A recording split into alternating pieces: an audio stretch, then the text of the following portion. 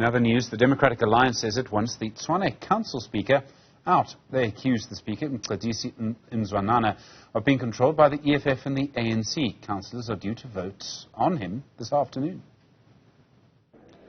The Tshwane Council is engaging on the possibility of the removal of the Speaker of this Council, Mr. Nzwanana. Well, let's get a sense of how is the DA feeling about that and what its proposal towards stability in this particular city. Ma'am, thank you very much for your time.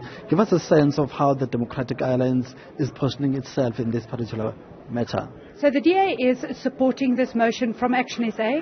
As a coalition partner, it is very important that we reach stability in our coalition as well by fully implementing our coalition agreement.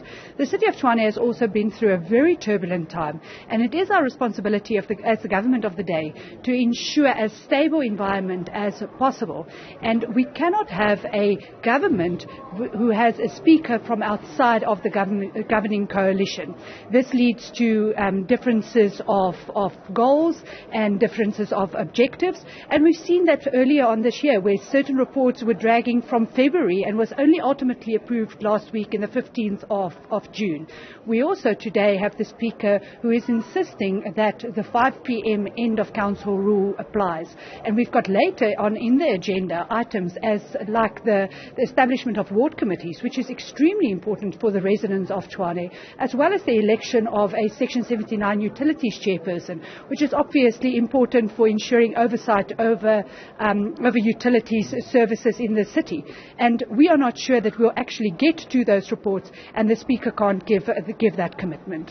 One last question from me. The economic freedom fighters are saying actually having a speaker coming from a different side of the coin in this particular coalition works better because both the executive and the legislature are able to hold each other accountable. Why do you have a problem with that? Once the EFF is big enough to actually be part of a governing coalition, they can start having opinions on how government works.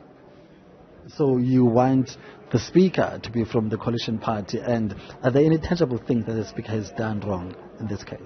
As I've used some examples of what has happened in the past, but the biggest is that we need to ensure stability by ensuring that the Speaker, as well as the Mayor, as well as the Chief Whip, in that triangle, that everybody pulls in the same direction, have the same agenda and the same objectives.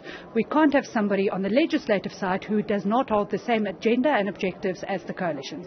We believe that in Tshwane we have grown quite a lot as a democracy, and there is various forms of democracy in order to protect whatever you believe in. And the answer is in the polls, and we call on the parties on the opposition side to not let the city fall into instability again, because there is no reason to do so. Let us use the democratic powers that have been installed in council.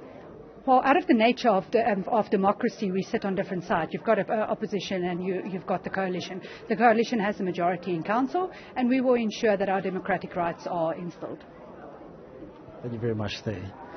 Cherokee from the Democratic Alliance, giving us a sense of their position in this particular matter, coming very strongly saying that they actually want stability, and the stability can only be realized when the Speaker and the Mayor themselves are on the same page. For Newzroom Afrika on Channel 405, I'm Ziniko Mhlaba in Pretoria.